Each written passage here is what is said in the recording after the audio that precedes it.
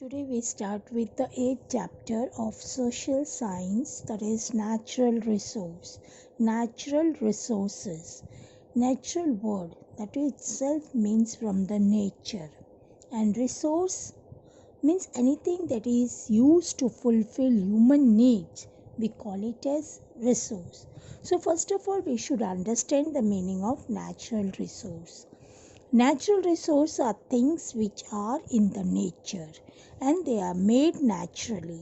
There is no human interference and they are in nature naturally. These are the elements just as we found in nature. But when do this element becomes resource? This element becomes resource only when they are used by man with his physical and intellectual capacity to make something out of this element. For example, a huge rock has got no value, but with your skill and intellectual of the man, he would make this rock a beautiful idol of God. We can say we can see such beautiful idols in temples and churches. The resources are made with the interaction of the three things, that is nature, man and culture. So in this way the element becomes resource only when they are useful to human being. Now we see the uses of resources.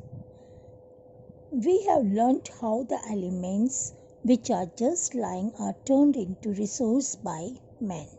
So this resource can be used in different way for the benefit of human being.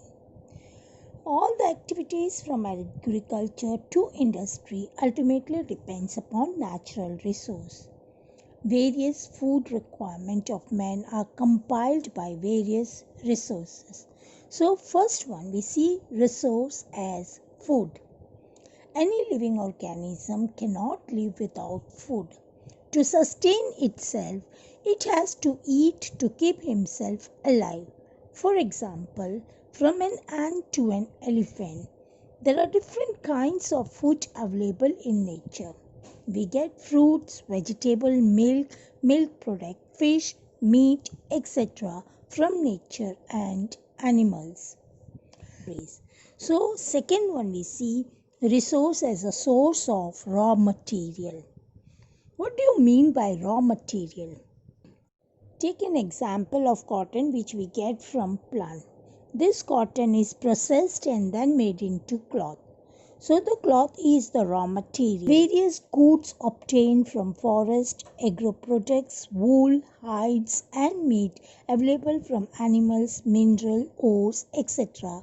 They provide the raw material for many industries. Many minerals are mined from the underground which are used for industry. For example, iron. Iron being a raw material is used to manufacture small pins to huge machines. Energy resources like coal, natural gas, solar isolation, wind, sea waves, tides, ebbs, waterfall are used as resource. So the third one we see resource as energy resources. Now what is energy? Energy is the fuel. We get this fuel energy from coal. Now what is energy? Energy is the fuel. We get this energy from coal, petroleum, natural gas, etc., which can get from the underground. Energy can also be generated by sun, that is solar energy, wind, water, that is hydro energy, and also from tides and ebbs. That means you have seen the waves in the sea. When the waves bangs against the shore, we can call them as tide, and the waves are away from the shore, it's ebb. All these energies come, even we get energy from the waterfall. Now we see the types of resources. The first one is renewable resource and the second one is non-renewable resource. The resources that can reproduce themselves as per the usage during a specific time is called renewable resources. Non-renewable resources, those resources which cannot be reused once they are used and they cannot be reproduced or cannot be reformed in near future. That means renewable resources which produce themselves as per the usage within a specific time are called renewable resources or inexhaustible resources. Sunlight, wind, tidal energy, etc. are such sources. Non-renewable resources are those which cannot be reused or reproduced within short period of time once they are used. Example, minerals, coal, natural gas, petroleum. They are the example of non-renewable resources. Now we see the type of resources. Let us learn about individual resource. Individual resource is owned by individual or family. For example, land, building, houses, agricultural field. Individual, its own. Second one is national resource. This resource is of the entire country or a region. The country has the authority to use this resource. Examples, wildlife, forest, rivers, canals, and area within the political boundaries. The third one is global resources. Global resources, services provided to the buyer from a lower cost country. All physical and non-physical resources which are used for human welfare.